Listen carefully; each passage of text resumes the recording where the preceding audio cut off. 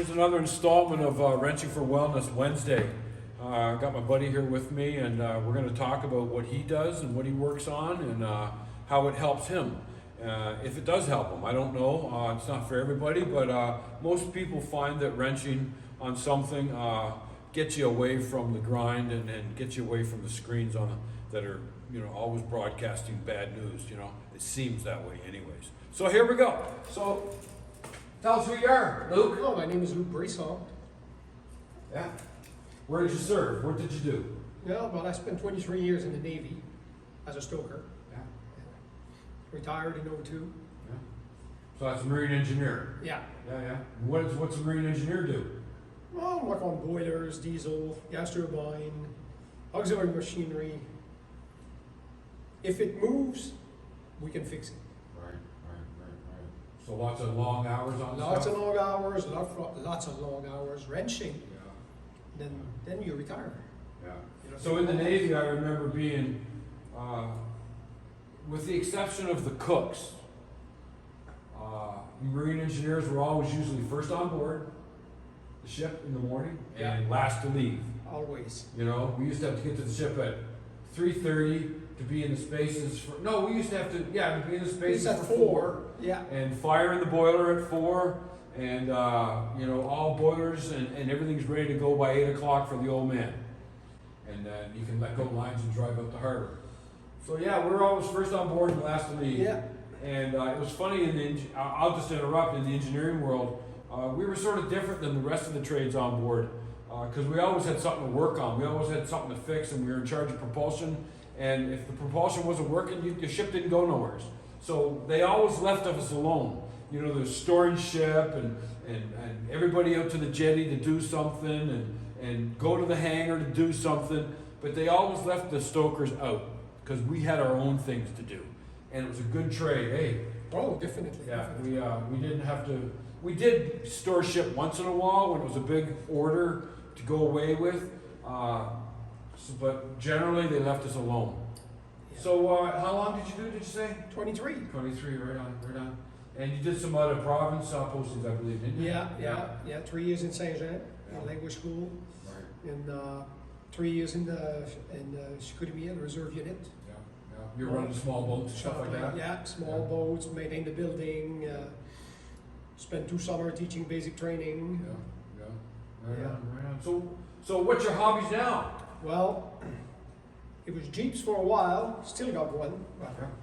It's not an off-road Jeep. Not an off-road Jeep anymore. Yeah. No. Wet pavement. That's it. Yes. A little bit of snow here and there, right? But Jeeps and Harleys, so Jeep motorcycle, but Jeep and Harley. So I've been vaccinated for all the problems you can get. I own both American brand Yeah. with a great history, both of them. One actually the Jeep in the war, and then Harley in the war also. But Harley started way before Jeep. Yeah. I got an interview coming up with a guy that's got a World War II Harley. You'll see that coming up. It's very cool. Yeah.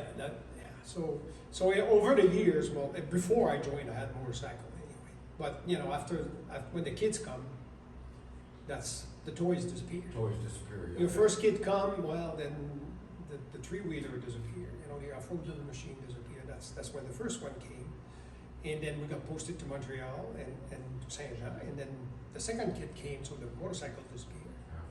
It's too bad because I love that bike. It was a beautiful machine. What was it? It was a Kawasaki 900 Eliminator. They made it 2 years. Right on. And they're just, Kawasaki's bringing it back right now, but it's only a 600. Right.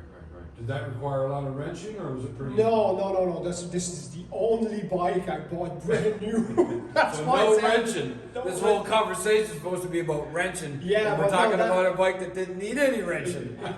It was a beautiful, very powerful machine. For Excellent. 1985, it was a 1985. That was very powerful, 105 horsepower.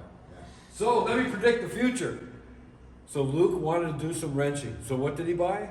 Harleys. Well, Harley has an advantage for that. If you want to play and modify and do stuff, this is the brand that has such a huge follow-up. And in the States, you can get anything. All kinds of accessories. The aftermarket is huge. Harley's aftermarket themselves is huge, but But the aftermarket for performance part, oh my You God, can do anything you want to these things. yeah, Yeah. and yeah. it's amazing. Well, this one had a lot of work, that's for Yeah, sure. yeah. Luke's got a lot of stereo work done to this thing. That's the Anyways, big. finally he's got some sound that's decent. It's very good. And this is his wife Margie's bike. Yeah, that's got some TLC to be done to it, but that's an 09 Heritage Classic. Yeah. This Heritage Classic, it's the name is that was Harley's first tour, the Heritage Classic. That was the grandfather of touring. I always liked the bike. I always really liked the bike. I like the bags. I like everything about So the bike. I'm very reluctant to do anything to it Yeah.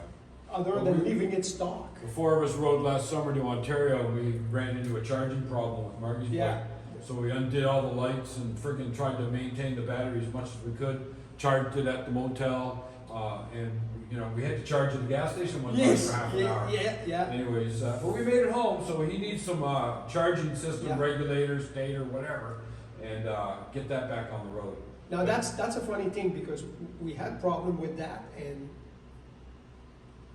if I did what I know now, we probably would have made it without problem. They still need to replace the part. Yeah. But then now I know what the trick is, and I gotta thank Doc Harley for that, because that's the guy. Harley, that's another channel on YouTube. It's pretty good. Yeah, and he puts out.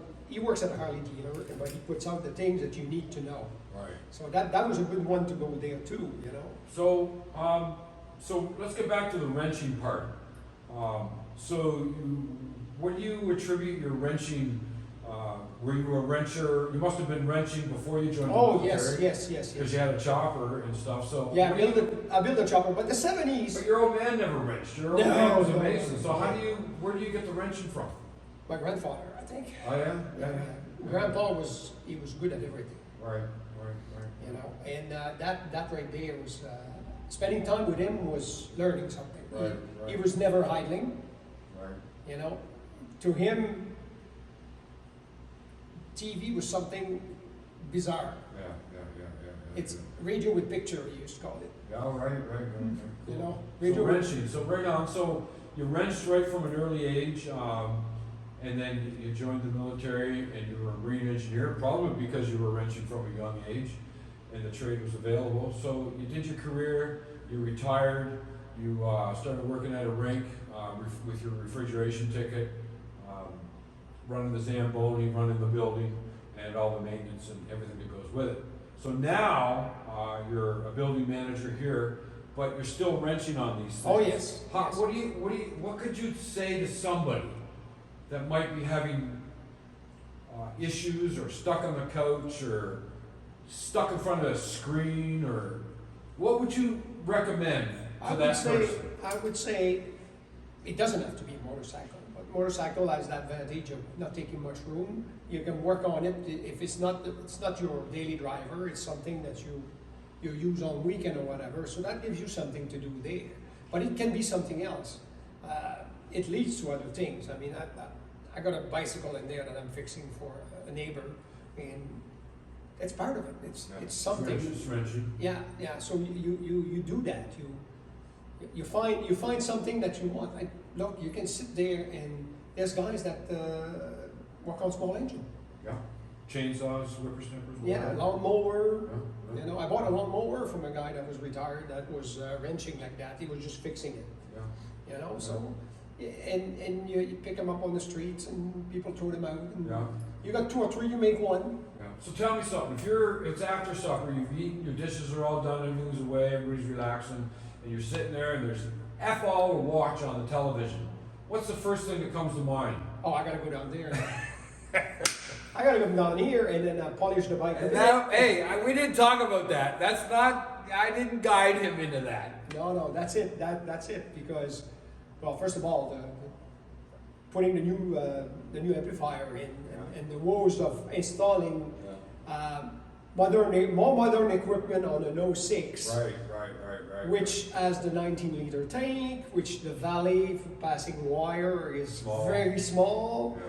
Yeah. It's an 06, so it's got the rack on top. Yeah. The So it was channel. a challenge that you Oh, needed yeah. to overcome. Yeah. And because the way you are, you wouldn't pass it off to anybody else. No, You no. would struggle to find the solution. Yeah. And that's a very, I don't know if you watch my other channel, but when you have problems on something and you just don't know, it's the last thing you think about at night and it's the first thing you think about in the morning. And then when you solve it, it's so gratifying to find the problem and find the solution and fix it. The trick with this is if it's not your daily driver, so you can let it lay there. Sure. So you get bogged down at 9 p.m., a bit tired, and you got your day in. So you look at your clock and you say, okay, I gotta go to bed. Don't give up. Just say, okay, I'll pick that up tomorrow or the next day. Exactly. And then you look at what's stumbling you. Like in my case, it was running 4-gauge wire. Yeah. It was impossible to run both. Yeah. And I went online and looked at the site on Carlos at NVS Audio in New Jersey does it, and I looked at quite a few of his video and it got picked up a lot of nice insight on wiring a stereo. It doesn't have to be the $10,000 stereo on a motorcycle. I mean, I watched another guy the other day that said, stop trying to use your bike as a sound system for your living room. Right. Ain't gonna happen. It's about having music at a sound that's comfortable. Yeah, you can hear it going 100.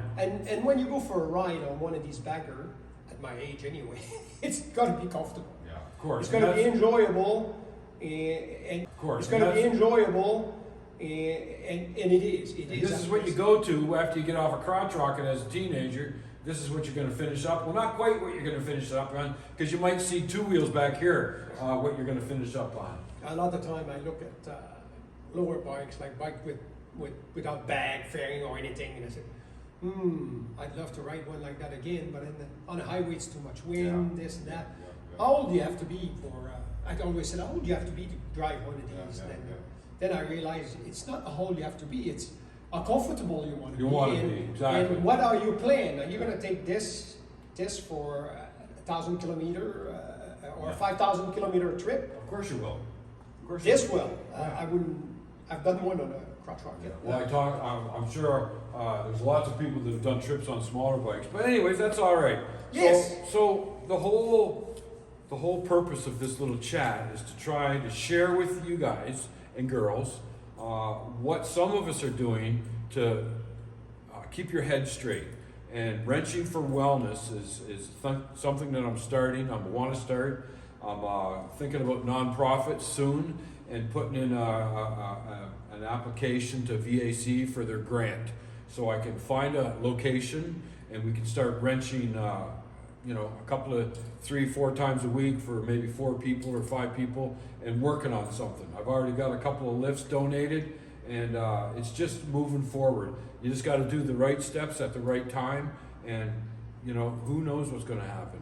So I just want to say thanks to my buddy Luke. I've known Luke a long time. We sailed in the Navy together, and we were both Marine engineers. And this is what I'm doing. I'm picking on Marine engineers. Yes, I am, because that's my trade. That's what I served as. And I'm going to be talking to more Marine engineers. I've got at least a half a dozen in mind that are doing stuff like this, and we're going to go visit them. And maybe Luke will even come with me if he can break away from the building here.